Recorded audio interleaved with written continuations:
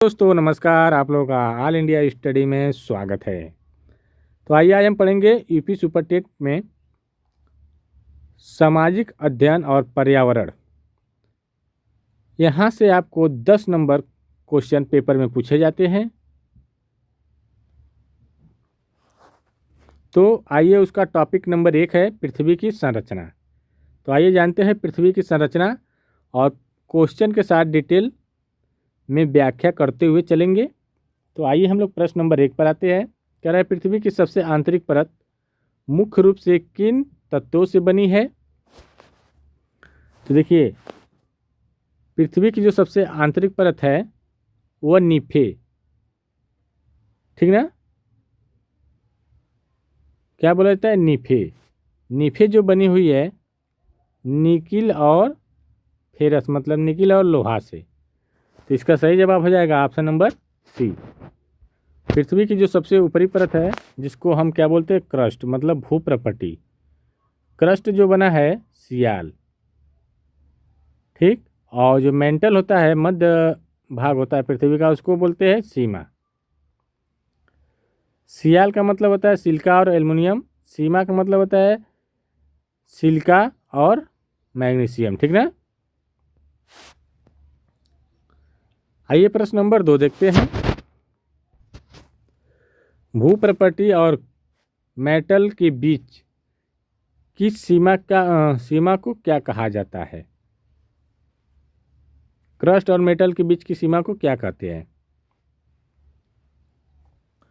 तो देखिए इसको जो कहा जाता है मोह असंबद्धता, ठीक ना। तो इसका सही जवाब हो जाएगा ऑप्शन नंबर ए। देखिए जो मोह असंबद्धता है यह क्रस्ट और मेटल को अलग करती है, ठीक ना। और जो गुटनबर्ग असंबद्धता है वह मेटल और आउटर को अलग करती है, ठीक। आइए प्रश्न नंबर 3 देखेंगे। सौरमंडल का सबसे गर्म ग्रह कौन सा है। बुध, शुक्र, मंगल, बृहस्पति। तो जो सबसे गर्म ग्रह है वह कौन सा है।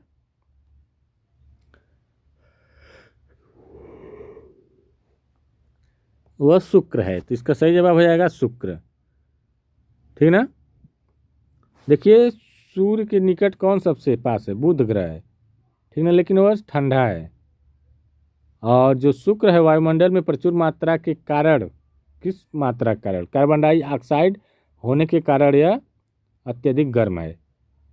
इसका जो टेम्परेचर है 465 सेल्सियस तक इसका टेम्परेचर है, ठीक ना, किसका, शुक्र ग्रह का।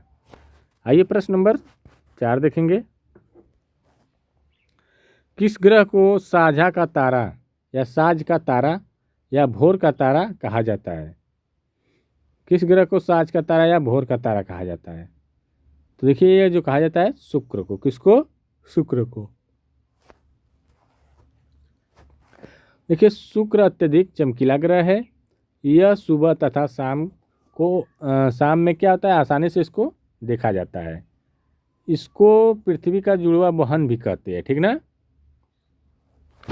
आइए प्रश्न नंबर 5 देखेंगे।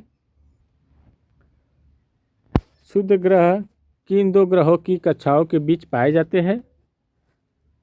बुध और शुक्र, बृहस्पति और मंगल और बृहस्पति, बृहस्पति और शनि। जो क्षुद्र ग्रह होते हैं वो जो पाए जाते हैं मंगल और बृहस्पति ग्रहों के बीच। तो ऑप्शन नंबर सी हो जाएगा। देखिए मंगल और बृहस्पति की कक्षाओं के बीच क्या होता है कि एक विस्तृत पट्टी पाई जाती है जहां हजारों क्षुद्र ग्रह सूर्य की परिक्रमा करते हैं, ठीक ना। जो क्षुद्र ग्रह होते हैं सूर्य की परिक्रमा करते हैं, हजारों शुद्ध ग्रह जो होते हैं किसकी परिक्रमा करते हैं, सूर्य की।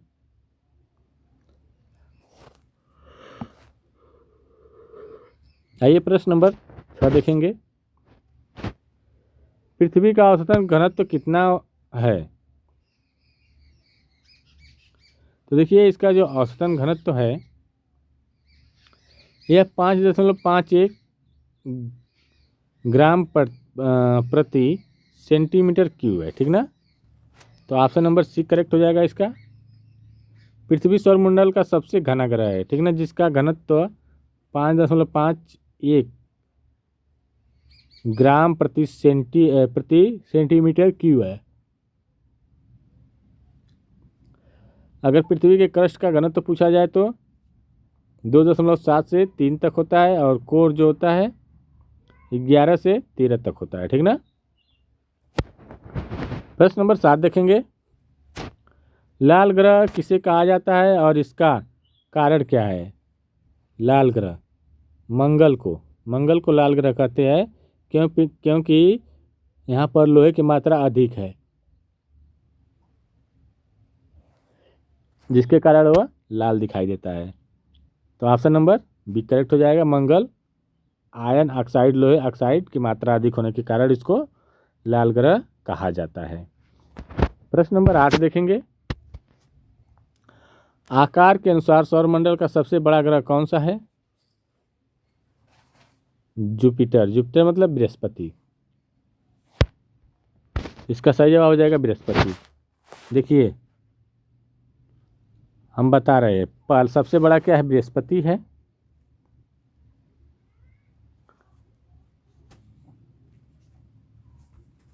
और उसके बाद सबसे छोटा कौन है? बुध है। बुध से बड़ा मंगल से बड़ा शुक्र से बड़ा पृथ्वी से बड़ा वरुण से बड़ा अरुण से बड़ा शनि से बड़ा बृहस्पति, ठीक ना। आइए प्रश्न नंबर अगला देखते हैं। सौरमंडल का सबसे बड़ा उपग्रह गैनीमीड किस ग्रह का है? जो गैनीमीड है वो किस ग्रह का है? तो देखिए जो है बृहस्पति ग्रह का। किसका है? बृहस्पति ग्रह का है यह।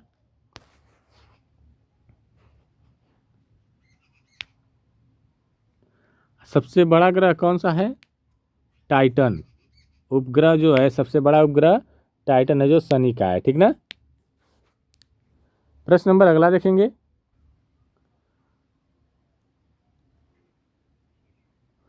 ओलिम्पस मांस ज्वालामुखी और मंडल में कहाँ स्थित है? कह रहा है कि ओलिम्पस मांस और ज्वालामुखी सौर मंडल में कहाँ स्थित है? तो देखिए जो स्थित है मंगल ग्रह पर। किस पर? मंगल पर। तो इसका सही जवाब हो जाएगा मंगल, ठीक। तो मंगल हो जाएगा। आइए प्रश्न नंबर 11 देखते हैं। सिस्मोग्राफ से किसका मापन किया जाता है? वायुदाब, जल का स्तर, भूकंपी तरंगे, महासागरीय धाराएं। तो देखिए सिस्मोग्राफ से भूकंपी तरंगे, ठीक ना। तो इसका सही जवाब हो जाएगा भूकंपी तरंगे, ठीक ना। आइए प्रश्न नंबर 12 देखेंगे। कौन सी भूकंपी तरंगे केवल ठोस माध्यम से ही गुजर सकती है? पी, यस, यल, उपयुक्त सभी। तो देखिए जो यस है ना, यह तरंगे जो ठोस माध्यम से गुजर जाती है, ठीक ना।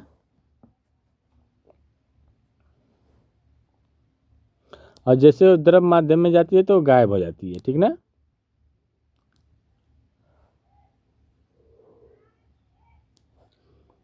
आइए प्रश्न नंबर 13 देखते हैं।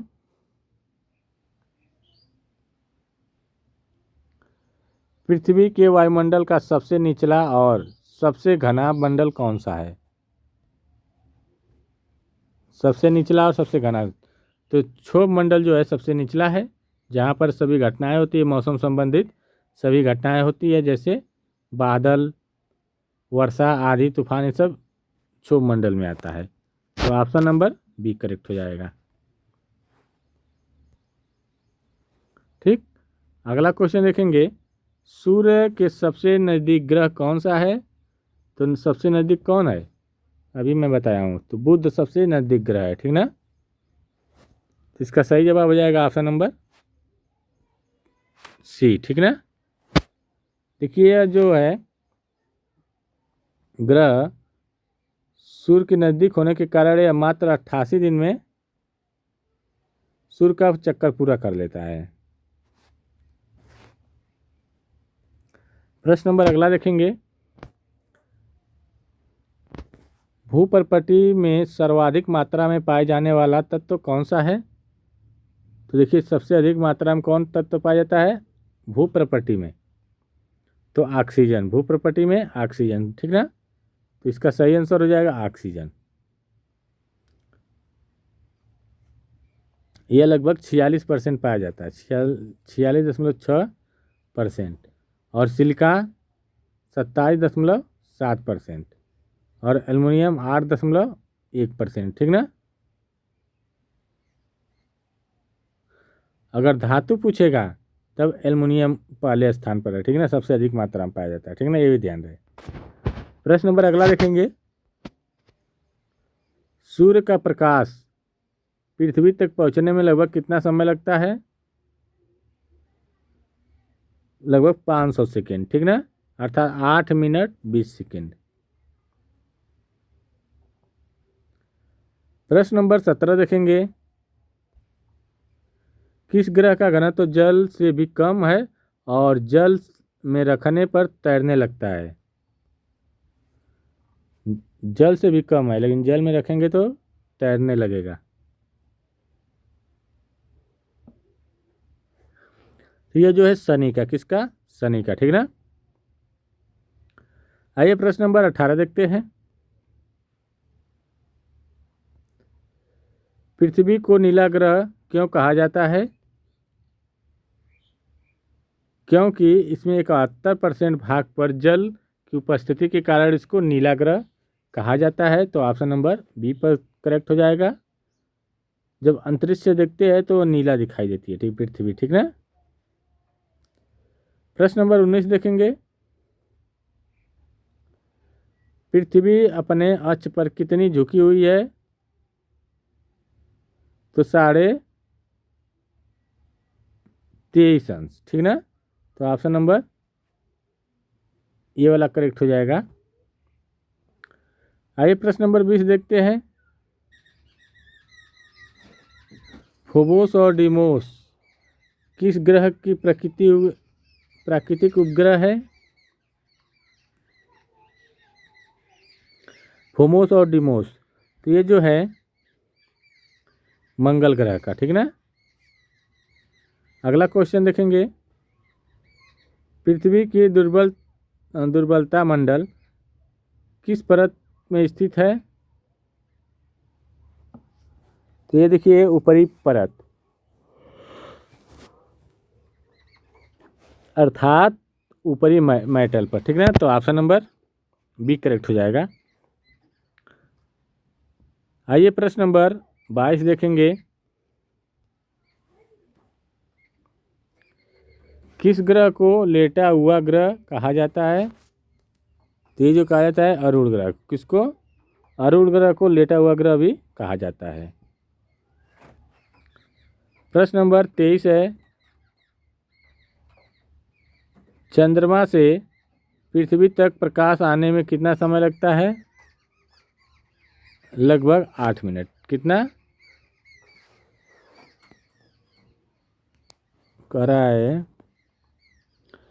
चंद्रमा से पृथ्वी तक प्रकाश आने में, तो यह 1.28 सेकेंड, लगभग 1.3 सेकेंड के करीब लगता है, ठीक ना, चंद्रमा से।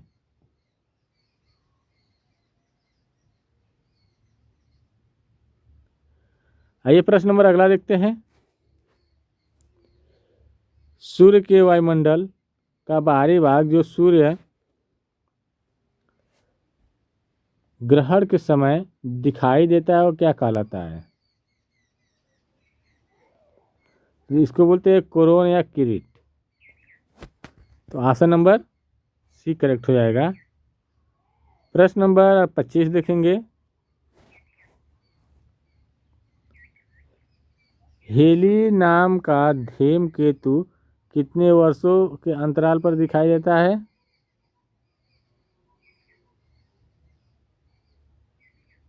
आइए प्रश्न नंबर अगला देखते हैं,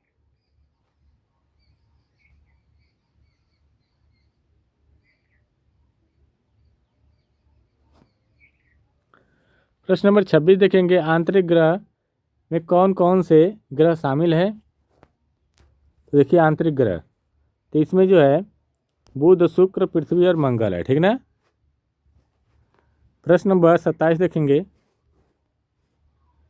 ग्रेट रेड स्पॉट विशाल लाल धब्बा किस ग्रह पर स्थित एक भयंकर तूफान है। यह बृहस्पति वाला है, ठीक है, बृहस्पति है, ठीक ना। प्रश्न नंबर 28 देखेंगे, पृथ्वी के घूर्णन की दिशा क्या है। तो हमेशा वो कैसे घूमती है, दक्षिणावर्त, अर्थात दक्षिण से पश्चिम, ठीक ना। पूरब जाती है, पश्चिम आती है, तो सही है दक्षिण से पश्चिम। तो ऑप्शन नंबर